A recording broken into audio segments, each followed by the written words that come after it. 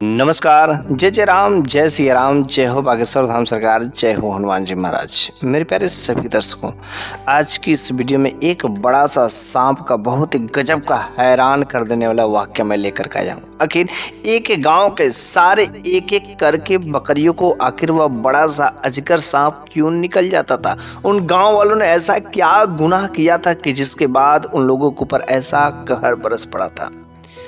मेरे प्यारे सभी दर्शकों, अगर आप इस वीडियो के अंत तक बने रहते तो आपको बहुत कुछ नई चीज़ें सीखने को मिलेगी और ये बड़ा सा सांप का वाकया वाकई आपके जीवन में बहुत कुछ सिखा करके जाएगी। इसलिए आप इस कहानी को अंत तक अवश्य ही सुनिएगा। तो चलिए हम लोग इस वीडियो को बिना देरी किए शुरू ही कर देते हैं। तो एक बार की बात है कि एक बस्ती में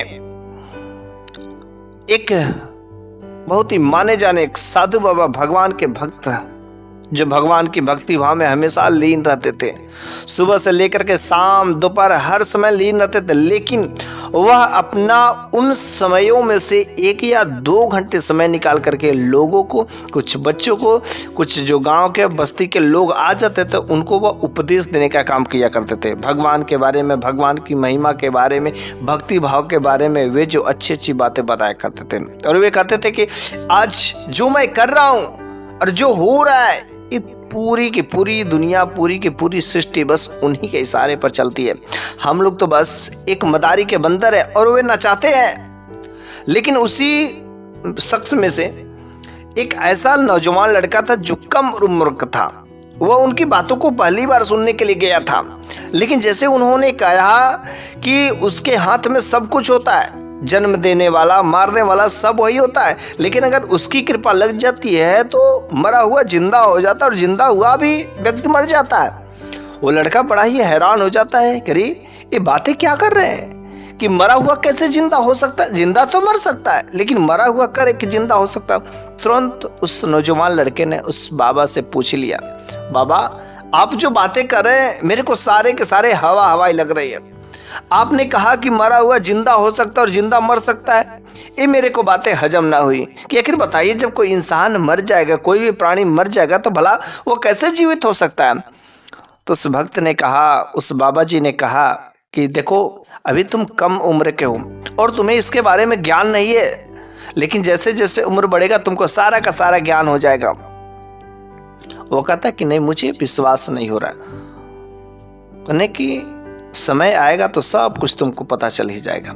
लेकिन तब तक अचानक अभी इस लड़की के बीच में बात हो ही रही थी कि तब तक कुछ गांव के अचानक लोग शोर शराबा करते हुए साधु बाबा के पास में आ ही जाते और सारे लोग कहते कि बाबा जी मुझे बचा लीजिए, बाबा जी मुझे बचा लीजिए, बाबा जी मुझे बचा लीजिए। उन्होंने कहा अरे भाई हुआ क्या और आप लोग इतने जोर जोर से क्यों चिल्ला रहे। वहीं पर वो नौजवान लड़का भी था और उस गांव वालों ने कहा बाबा जी हमारे गांव में देखे ना एक बहुत ही बड़ा अजगर सांप घुस आया और सारे के सारे वह हमारे बकरियों को जो वह एक एक करके निकलता जा रहा है। अब हम लोगों का जो सहारा है वही तो बकरियां, हम लोगों का रोजी रोटी थी, उन लोगों का दूध हम लोग बेचते थे, जिसके बाद वह एक एक करके निकलता जा रहा। अब क्या होगा, हमारा रोजी रोटी कैसे चलेगा। उन्होंने कहा अच्छा ऐसी बात है। तो वहीं पर जो वह लड़का था ना, उसके मन में विचार आ जाता, चलो ठीक है, जैसे मैंने प्रश्न किया वैसा उनके सामने आ भी गया। अगर वह अजगर सांप अगर किसी बकरी को निगल लेता है तो क्या वह फिर से उसे जीवित कर सकते हैं, यह उसके मन में ऐसे प्रश्न था। उन बाबा ने कहा कि चलो ठीक है, हम अपने सारे के सारे शिष्यों के साथ में, इन लोगों के साथ में हम तुम्हारे गाँव पर चलते हैं। और फिर वह उन कुछ नौजवान लड़कों को जो शिष्य थे वहाँ पर, उन लोगों को लेकर के वे साधु बाबा उस बस्ती में चले जाते हैं और बस्ती में से चले जाते हैं और कहते हैं कि देखो मेरे को एक झोपड़पट्टी दे दो, वहाँ पर मेरे को और मेरे शिष्यों के साथ में रहने का। फिर वहाँ पर एक झोपड़ी का अच्छा खासा इंतजाम किया जाता है और उस झोपड़ी में साधु बाबा कुछ शिष्यों के साथ में वहाँ पर रहते हैं। फिर वहाँ पर पानी पीने के लिए, खाना के लिए हर चीज़ का व्यवस्था कर देते हैं और आज की रात वे पूरी रात जकर के पहरा देंगे कि आखिर वह अजगर सांप कैसे आता है और कैसे निकल करके जाता है। अभी तो वे साधु बाबा अपने शिष्यों के साथ में भी बातें ही कर रहे थे, इर्द गिर्द घूम ही रहे थे। तब तक जो गांव में से एक आदमी चिल्लाता हुआ आता, अरे मेरी बकरी को ले गया, अरे मेरी बकरी को खा गया। बेचारे सारे के सारे गांव वाले डर गए थे, अपने अपने सारे के सारे बकरियों को घर के अंदर रखते थे, क्योंकि उस गांव के सारे लोग बस एक ही काम करते थे कि बकरियों को पालते थे और फिर उनके दूध को वह बेचते थे, वही उनका सहारा था। लेकिन जैसे ही उस व्यक्ति का बकरी को खा गया, वह व्यक्ति भागा भागा भागा उस साधु बाबा के पास में आता, कहता है अरे बाबा जी आप तो यहाँ पर है और आपने देखा ना कैसे सांप लेकर के चला गया। उसने कहा मैंने तो नहीं देखा, लेकिन हाँ मेरे को पता चल गया कि आपकी बकरी को लेकर के वह चला गया। और आपने कहाँ बांधा था? उसने कहा कि हमने तो अपने बकरी को घर के अंदर बांधा था, लेकिन वह इतना विषैला सांप है कि घर को तोड़ करके वह बकरियों को उठा करके लेके चला जाता है। साधु बाबा वहीं पर खड़े रहकर बड़े ही ध्यान लगाते हैं, अचंभित हो जाते हैं कि आखिर ये सांप आखिर इन गांव वालों के साथ में ऐसा क्यों करा। जरूर कुछ इन लोगों ने ऐसा वैसा गलत काम किया होगा, क्योंकि हर व्यक्ति को अपने कर्मों की सजा तो मिलती ही मिलती है, और जरूर इन गांव वालों ने कुछ ऐसा वैसा गलत काम किया ही होगा, कुछ ऐसी हरकतें किया होगा। सुबह होता है और सुबह होने के समय में उस सारे के सारे गांव वालों को वह जो इकट्ठा करते हैं और पूछते हैं कि आज की रात के समय में वो जो अजगर सांप बड़ा सा भयानक विषैला सांप निकलता और एक एक बकरियों को धीरे धीरे करके आपके गांव के सारे बकरियों को निकल जाएगा, लेकिन आप लोग को पता ही नहीं है कि आखिर ऐसा आप लोगों के साथ क्यों हो रहा है। उसने कहा नहीं बाबा मेरे को पता ही नहीं है, बस कैसे भी उस अजगर सांप से हमको मुक्ति दिला जी, उसे कहिए कि वह यहाँ से चला जाए। साधु बाबा ने कहा देखो ये तो सब ऊपर वाले की करिश्मा है, लेकिन सभी व्यक्ति को चाहे धरती पर रहने वाला कोई भी प्राणी रहता है, सबको अपने कर्मों की सजा मिलती ही मिलती है। और हमें लग रहा है कि जरूर आप लोगों ने पूरे के पूरे गाँव वालों ने मिलकर के कुछ ऐसा गलत काम, कुछ ऐसा काम किया है कि जिसके वजह से आप लोगों के साथ ऐसा हो रहा है। सच्ची सच्ची बताइए आप लोगों ने ऐसा कौन सा काम किया है। सारे के सारे गाँव वालों का मस्तक जो झुक जाता है, कोई बोलता नहीं है, बार बार पूछते हैं आखिर बताइए क्या आप लोग चाहते कि आपकी जो बकरियां एक एक करके खत्म हो जाए? अरे अब नहीं बताएंगे तो कब बताएंगे? बार बार जब बोलते हैं प्रताड़ित करे तो उसमें से एक बूढ़ा बुजुर्ग निकल करके आगे आता है, कहते हैं बाबा जी मैं बताऊंगा, लेकिन सारे के सारे गांव वाले उसको घूरने लगते हैं। तो उस बाबा जी ने कहा देखो डरो मत, वैसे एक गांव वाले बहुत ही निडर हैं, कितने डरपोक हैं कि आखिर इनकी बकरियां एक एक करके खाती जा रही, लेकिन तो भी अपनी समस्या को नहीं बता रहा आखिर ऐसा क्यों आ रहा है। जरूर कुछ आप लोगों ने काम किया है, इन लोगों से डरने की बात नहीं, आप खुल करके बातें कहिए। अरे अब तो जो हो रहा हो ही रहा है, इसलिए मैं सारे गाँव वालों से कहता हूँ कि आज अभी भी समय, वरना आप लोगों को भी एक ही बार में सब निकल जाएगा। क्या आप लोग अपनी भलाई नहीं चाहते? फिर वह बूढ़ा बुजुर्ग बोलते हैं कि बाबा जी असल बात यह है कि ना ये पूरे के पूरे गांव वाले बकरी का दूध का जो बेच करके धंधा करते हैं, लेकिन जब बकरियां दूध कम देती हैं तो उस दूध में लोग पानी मिलाकर के महंगे महंगे दाम पर बेचा करते थे। अगर कोई गरीब व्यक्ति दूध मांगने आ जाता तो उसके पास पैसे कम रहते थे तो वो लोग दूध नहीं देते थे।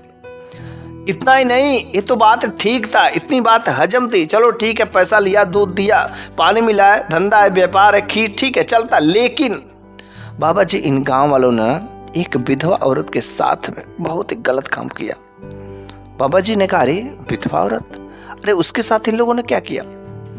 उसने कहा बाबा जी वो जो विधवा औरत थी ना, उसका पति इस दुनिया से चल गया था और उसके गोद में छोटा सा बच्चा था जो माँ का दूध पीता था, लेकिन पति के मर जाने के बाद उस विधवा औरत को सही से खान पान नहीं मिल जाने की वजह से उसके दूध नहीं होते थे, तो वह जो है इधर उधर जो है दूध पिलाती थी। लेकिन गजब की बात तब हो जाए कि एक दिन वो बच्चा काफी रो रहा था, भूख से तड़प रहा था, क्योंकि उसके ब्रेस्ट में छाती में दूध नहीं आ रहे थे। वह बच्चा काफी रो रहा था, चिल्ला रहा था। वह महिला आती है दूध मांगने इन गाँव वालों के पास में जिनके पास बकरियां थी। वह गरीब थी, बेचारी थी, बेसहारी थी, उसका पति इस दुनिया से चल गया था, कोई साधन नहीं था। वह आती है और कहती कि भाई साहब आप लोग थोड़ा सा दूध दे दीजिए। उसने कहा पैसे दो। हाँ, ऊंची रकम उन लोगों ने उनसे मांगा, लेकिन वह कहती कि मेरे पास पैसे नहीं, लेकिन मेरा बच्चा रो रहा है, भूख से तड़प रहा है, अरे कुछ तो दया करिए, मेरे बच्चे को दूध बस पीने के लिए दे दीजिए। अरे मैं आपके घर पर कोई काम करके, जो भी काम कहेंगे वह काम करके आपके पैसे को मैं चुकता कर दूंगा, लेकिन बस मेरे बच्चे को दूध को भूख लगी, बस शांत कर दीजिए किसी तरीके से, थोड़ा सा दूध चाहिए, अभी ये भोजन नहीं कर सकता, छोटा है, नन्हा मुन्ना है, कृपया आप लोग सहायता करिए। वह हर घर, गांव के एक एक घर जिन लोगों के पास में बकरियां है, उन गांव में एक एक लोगों के पास वह जा करके कहती है, दूध के लिए गिलगिलाती है, रोती है, लेकिन गांव के कोई का भी व्यक्ति जो है उस बच्चे को दूध पीने भर के लिए दूध नहीं देता। फिर वह बेचारा बच्चा रोता रहा। वो अपने छाती का दूध पिला रही थी, लेकिन उसमें दूध नहीं आ रहा था। बेचारा वह बच्चा रो रहा था, गिड़गिड़ाती है, पैरों पर गिर जाती है, लेकिन किसी गांव वाले को दया नहीं आती कि उसका बच्चा भूख से तड़प रहा है, भूख से रो रहा है। सुबह से शाम हो जाती है और पूरा रात बच्चा रोता रहता है। रोते वह बच्चा उसके गोद में ही दम तोड़ देता है। बेचारी वह महिला अपने उस बच्चे को लेकर के, उसका कलेजा फट जाता है कि गांव वाले कितने निर्दयी हैं, कितने बेरहम हैं कि एक विधवा औरत किसी दुखियारी का, किसी बेचारे का दर्द नहीं समझ सकते। हे भगवान, अरे इन गांव वालों के साथ में क्या आपने किया है? कुछ तो ऐसा रास्ता दिखाओ। उसे कुछ भी समझ नहीं आता, उसका बच्चा उसी के गोद में दम तोड़ दिया रहता है। उन गाँव वालों पर बहुत ही उसे गुस्सा लगता है। फिर वो उसका बच्चा जब मर जाता ना, वो सोचती कि बस मेरा बच्चा जब मर गया है तो मेरा ही भला इस दुनिया में कौन है? मेरे पास खाने पीने की नहीं है, गांव वाले ऐसे ही भूखे मार देंगे, तो भला इससे अच्छा है क्यों ना मैं भी मर जाऊं, क्या जरूरत है? अभी तो मेरे पास कुछ नहीं है। बेचारा हाल ही में उसका पति भी मर गया था, बाहर काम करने की आदत नहीं थी, इस वजह से कहीं कुछ कर भी नहीं सकते थे। फिर उसका बच्चा जो दम तोड़ दिया था, उसके गोद में लेकर के अनेक प्रकार की बातें सोच रही थी, और फाइनली शाम का समय हो रहा था। उसका बच्चा उसके गोद में मर चुका था, लेकिन गांव का कोई भी एक व्यक्ति भी उसका सहारा देने के लिए नहीं आया, कोई उसके आंसू पोंछने के लिए नहीं आया। शाम तक बेचारी वो अपने बच्चे को गोद में निराश लेकर के बैठे थे, बच्चा मर गया था।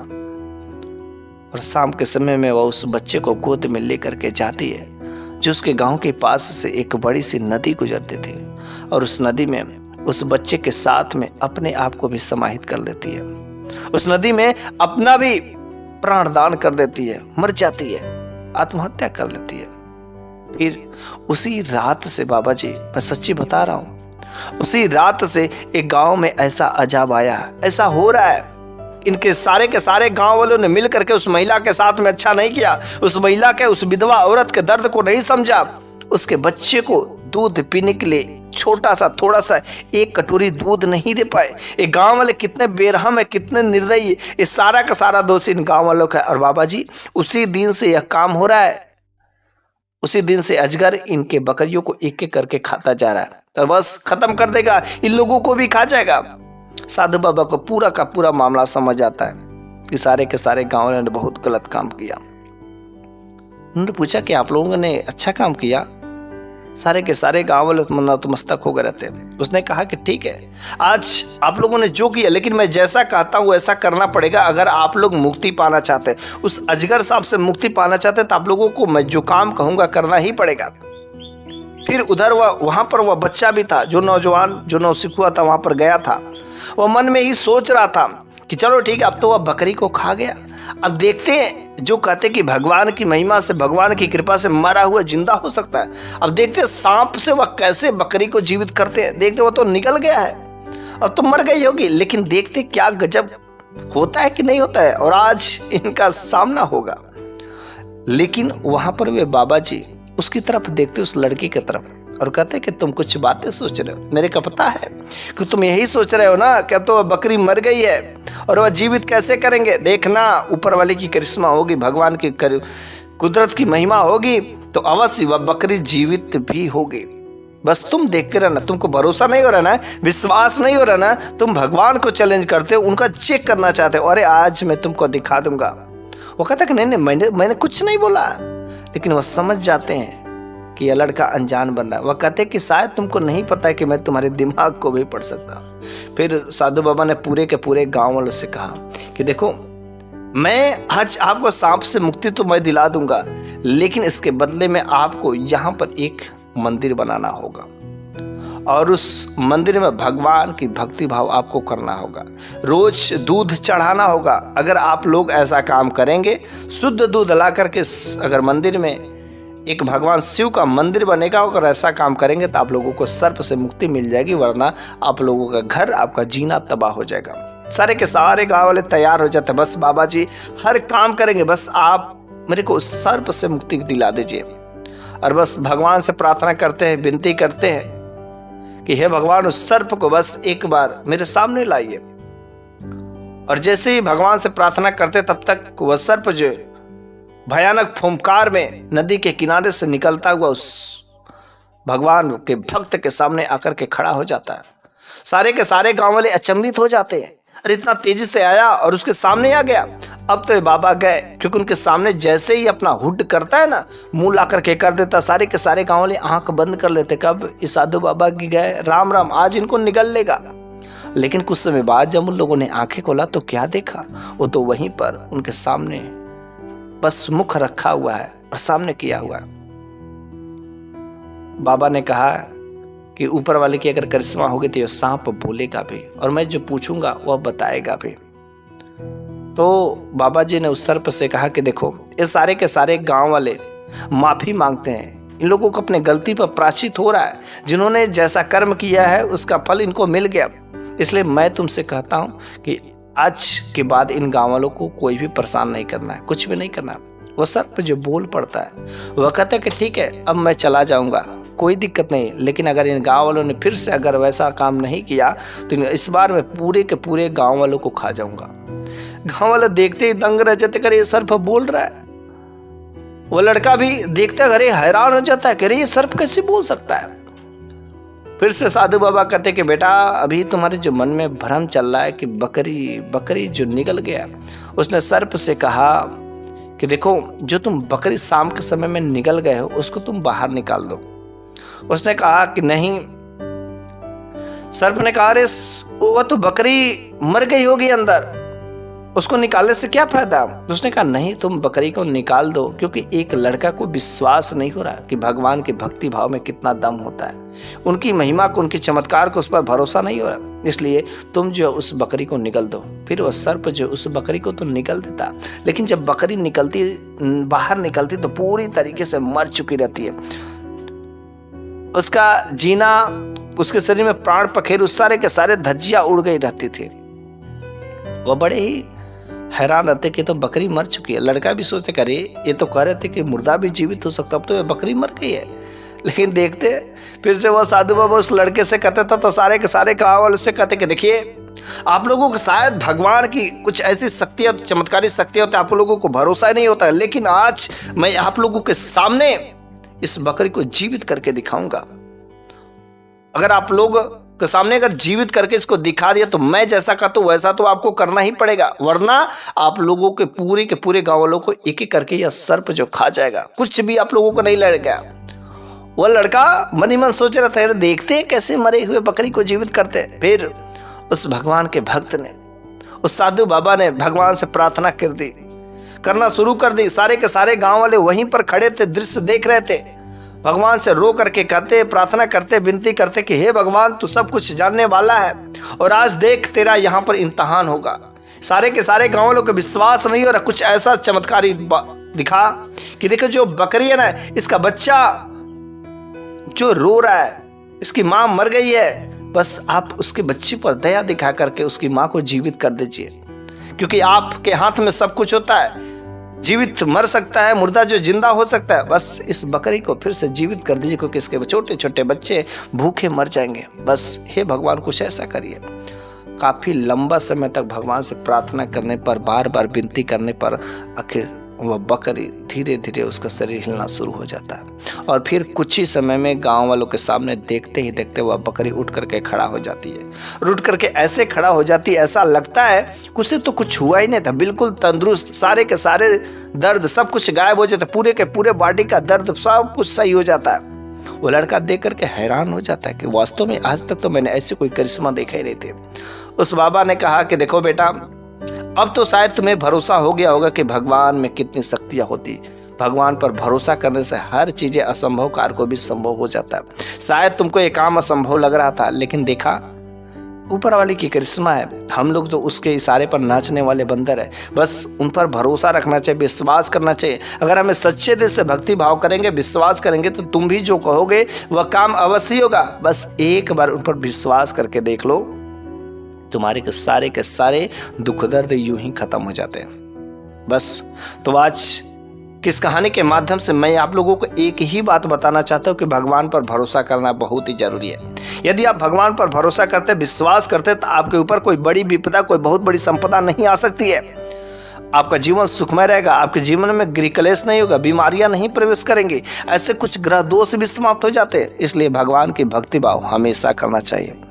यदि आप भगवान की भक्ति भाव करते हैं, तो यदि वे कर प्रसन्न रहते, तो आपके जीवन के सारे कष्टों से मुक्ति रहती है। लेकिन अगर उनकी कृपा नहीं लगेगी, तो आप कितना भी पैसे कमाते रहो, आपका 1 रुपया बा कुछ काम नहीं दिखेगा। लेकिन अगर उनकी कृपा होगी, तो मात्र 5,000 रुपया कमाओगे, तो भी पूरा का पूरा जीवन सुखमय से कट जाता है।